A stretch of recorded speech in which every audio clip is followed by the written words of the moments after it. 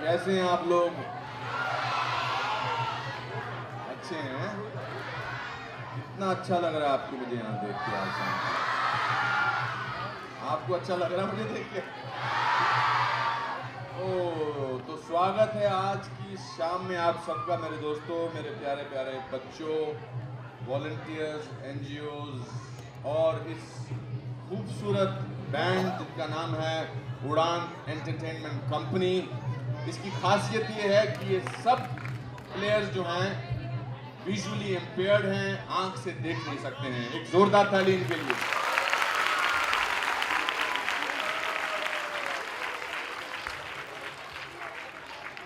आज की शाम एक बहुत महत्वपूर्ण शाम है मेरे लिए, मेरे परिवार के लिए, मेरे दोस्तों के लिए।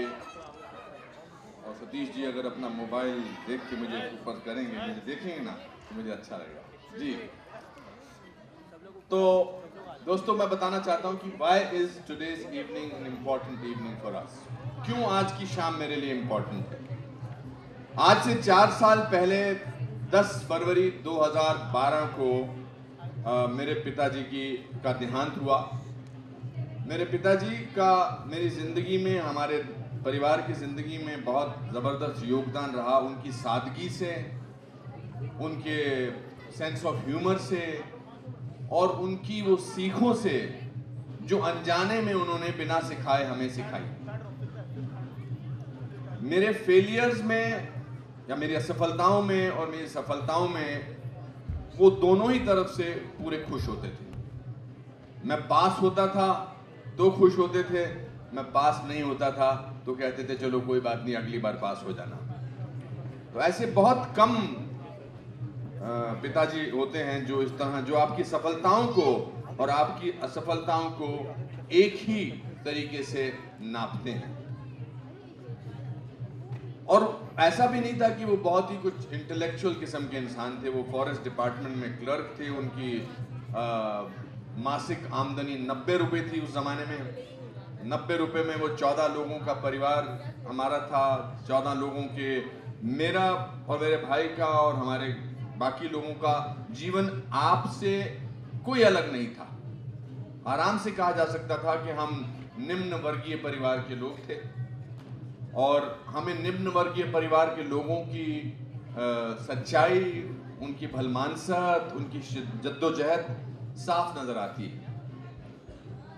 मेरे हर उपलब्धि को वो सामने की तीसरी रो में बैठकर देखा करते थे और मैं कितनी बुरी एक्टिंग कर लूं, उनके चेहरे पर एक ही एक्सप्रेशन होता था कि वाह, मेरे बेटे से बेटर एक्टर कोई है ही नहीं। बुरी से बुरी एक्टिंग को तो उन्होंने हमें जीना सिखाया।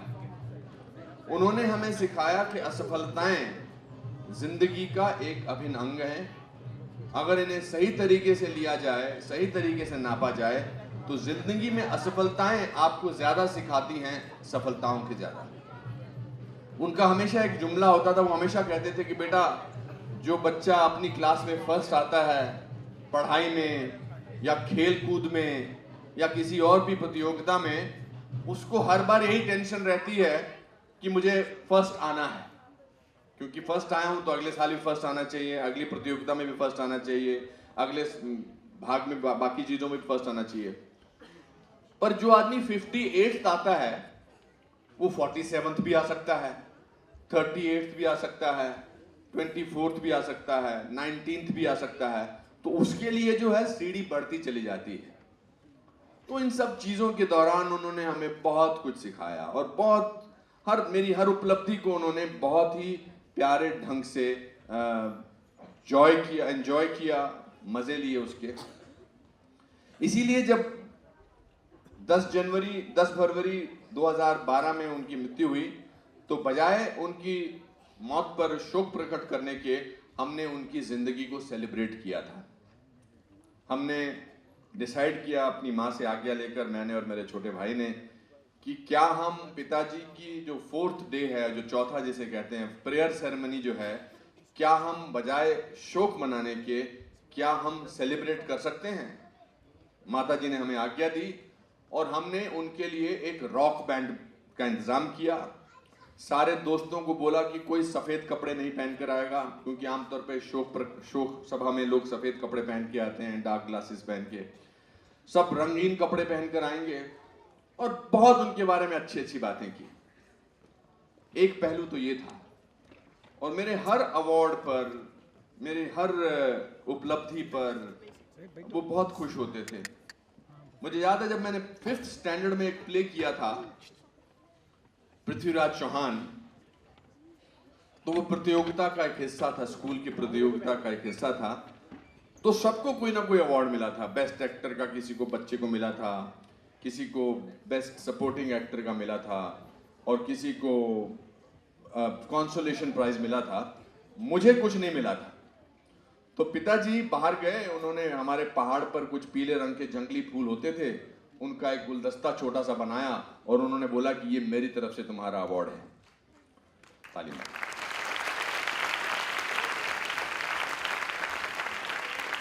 फिर बहुत सारे ऐसे किस्से हुए जब मेरा ऑडिशन में मैं फेल हो गया, तो वो बोलते थे कोई बात नहीं।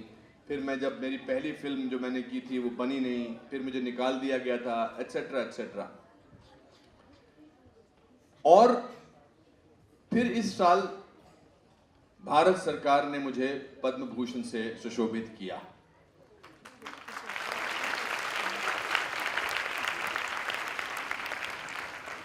मेरे लिए, मेरे परिवार के लिए, मेरे दोस्तों के लिए ये बहुत ही गर्व की बात है। शिमला के शहर का एक छोटे से घर में पैदा हुआ क्लर्क का बेटा, अपनी मेहनत से, अपनी पढ़ाई से, ट्रेनिंग से, स्कॉलरशिप से 3 साल बॉम्बे में जद्दोजहद करके फाइनली 31 साल में 492 फिल्में करके अगर पद्म भूषण पा सकता है, तो दोस्तों जिंदगी में कुछ भी हो सकता है।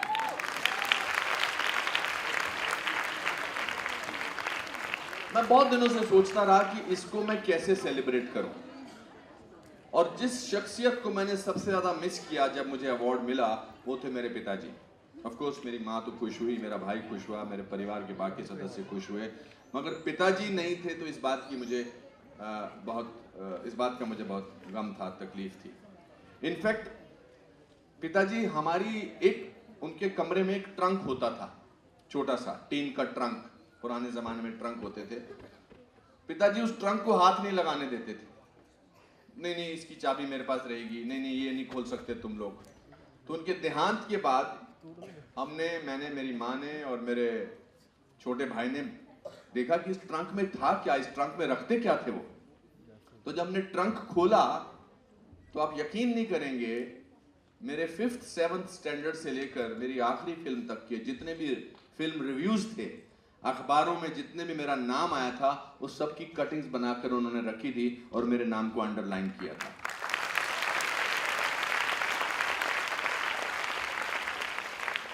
तो आज की शाम तो उनके नाम ही बनती है। आज की शाम और किसी शख्सियत के नाम हो ही नहीं सकती है।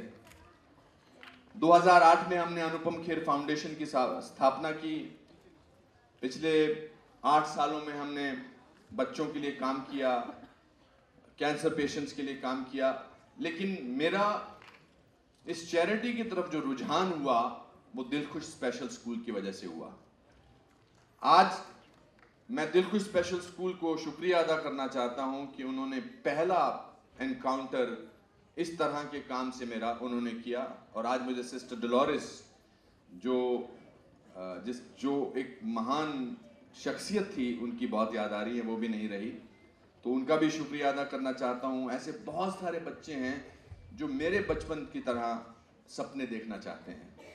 मैं आपसे ये कहना चाहता हूँ कि हर सपना पूरा हो सकता है। आज जितने भी यहाँ लोग बच्चे बैठे हैं, मुझे बड़ी खुशी होगी अगर आज से 15 साल बाद या 20 साल बाद या 30 साल बाद आप में से कोई ये स्पीच दे रहा होगा और मैं ऑडियंस में बैठा ताली बजा रहा हूँ।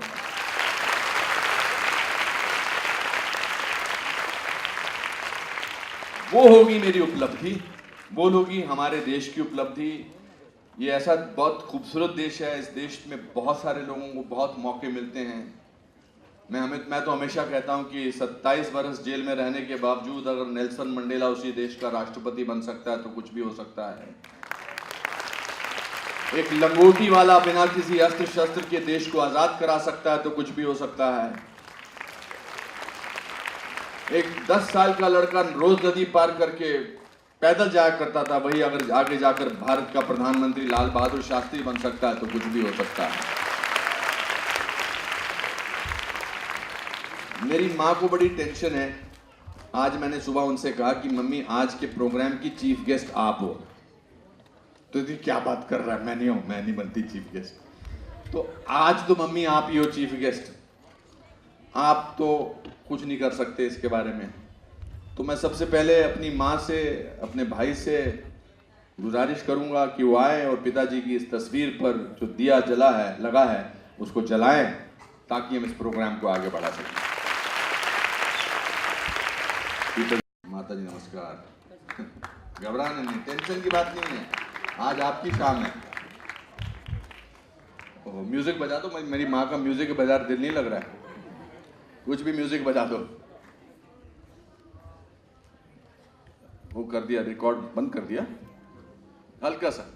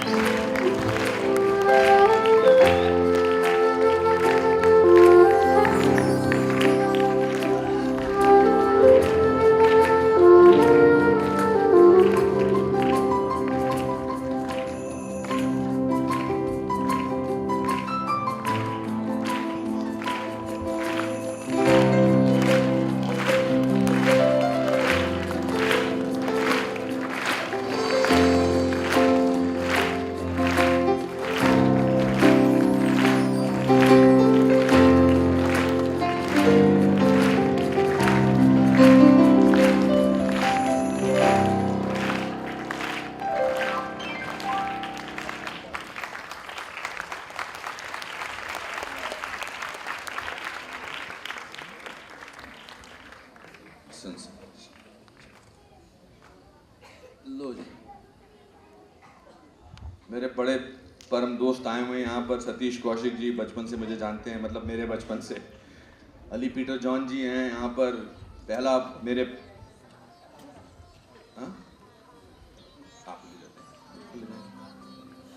इनको मैं स्पीच देने को बोलूंगा तो ये तो मुझे थप्पड़ मार देंगे इस समय।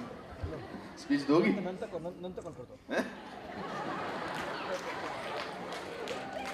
ये मेरा भाई हमेशा लेट होता है क्या?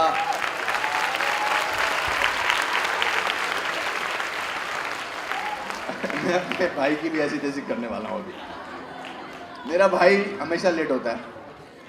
जब मैं नया नया फिल्मों में आया था, सुनिए किस्सा। ओ राजू जी, ये किस्सा सुनो। बोले कैसे हो? ये मेरा छोटा भाई राजू,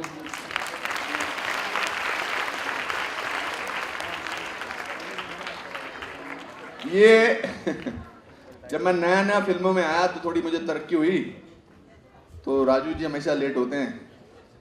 तो एक दिन इनको राजधानी एक्सप्रेस से दिल्ली जाना था, तो मैंने कहा राजू गाड़ी में टाइम पे पहुंच जाना, एक ही गाड़ी है मेरे पास। मुझे पहली गाड़ी का नंबर याद है, MAP 5068, फिएट की गाड़ी थी। तो राजू ने कहा ये बड़ा मस्त मौला आदमी है। कहता हाँ तू फिक्र मत कर, 4 बजे की ट्रेन है, मैं पहुंच जाऊंगा बॉम्बे सेंट्रल।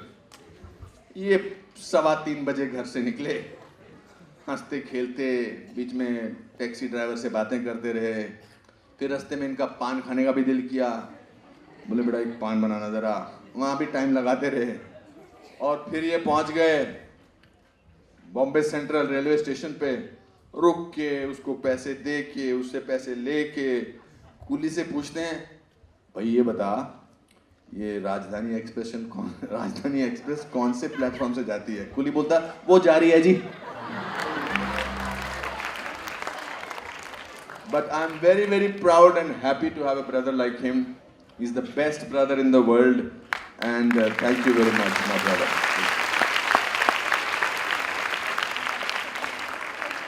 There is इस शाम का कोई फॉर्मुलेटेड तरीका नहीं। द आइडिया इज कि आप बच्चे इस शाम को एंजॉय करें, मजे करें, और आगे का प्रोग्राम चलाने के लिए कुछ लोग हमारे मेहमान और भी आ रहे हैं जो आएंगे आपके साथ, कुछ गाने गाएंगे, कुछ एक जादू भी दिखाने वाली हैं। एक बच्ची हमारी, एक डिफरेंट दिल को स्कूल का बच्चा और उसकी दूसरी बच्ची डांस करने वाले हैं। तो idea is have fun because you are children of a greater God.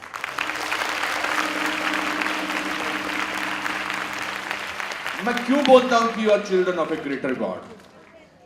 आप बड़े भगवान के बच्चे हैं। मतलब भगवान में ऊपर नीचे, ओए चुप करना,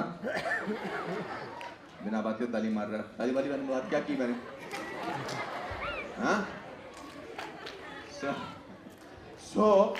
मैं सोच रहा था कि शाम को क्या नाम दें। जितनी मासूमियत और जितनी पाकीज़गी और जितना ब्यूटीफुल आप लोगों का दिल है वो किसी का नहीं है। इसलिए भगवान आपके साथ हैं और यहाँ से सपने देखकर आपको इस देश का एक अच्छा नागरिक, एक बड़ा अच्छा इंसान बनना है। और मैं शुक्रगुजार हूँ आप सबका, मेरे दोस्तों।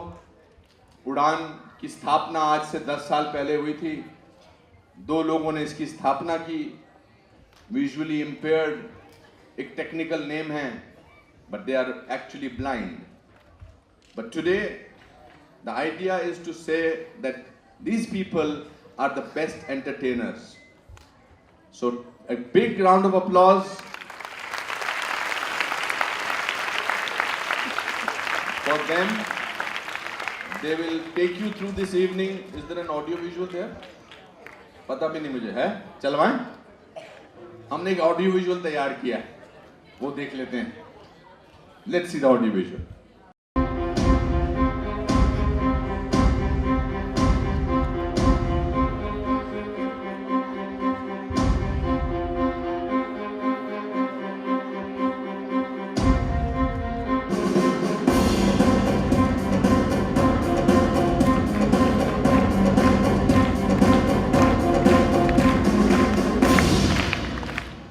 Very good, अच्छा बनाया। बुद्ध घोष।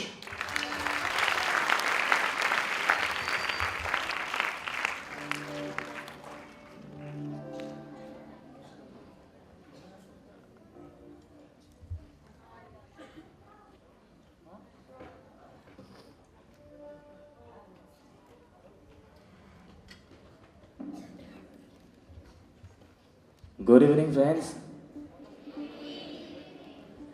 कहते हैं कि कोयल की कूक से सुबह लरसती है, तेज बारिश में बिजली गरजती है। कोयल की कूक से सुबह लरसती है, तेज बारिश में बिजली गरजती है। और ये महफिल तब सजती है जब जोरदार तालियां बजती है।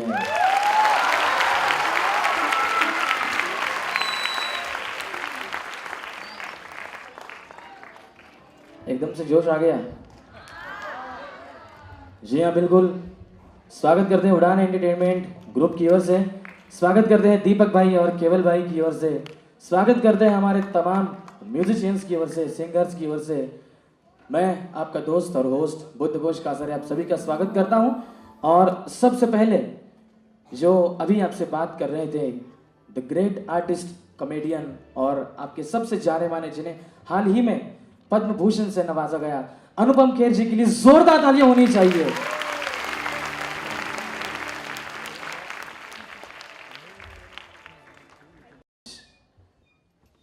वो फिल्म में काफी लोगों का बहुत कुछ कहना था, लेकिन वो फिल्म चली और अनुपम जी के किरदार को लोगों ने काफी सपोर्ट किया, काफी सराहा। और आश्चर्य की बात तो यह है, तब इनकी उम्र थी सिर्फ महज 28 साल और उन्हें किरदार निभाया था कम से कम 60 साल के बुजुर्ग का। और तब उन्होंने अपने अभिनय का लोहा मनवाया और लोग वाकई में कहने लगे कि वाकई में ये कलाकार में, इस इंसान में दम है, वाकई में इस इंसान में दम है। इनकी प्रतिभा तो अनुपम है, इनकी प्रतिभा तो अनुपम है।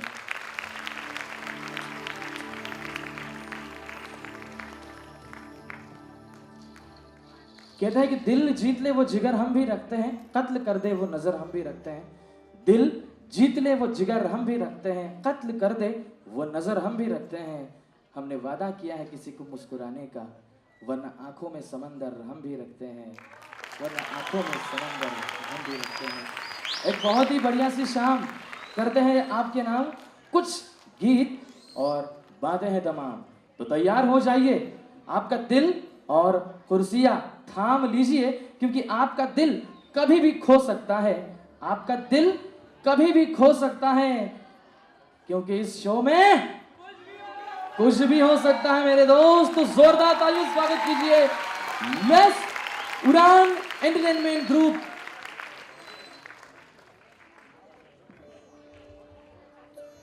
कह रहा है ये जमाना आज तू बदल जरा, कह रहा है ये जमाना आज तू बदल जरा, दिल की ये पुकार है कि मेरे संग चल जरा, दिल की ये पुकार है कि मेरे संग चल जरा।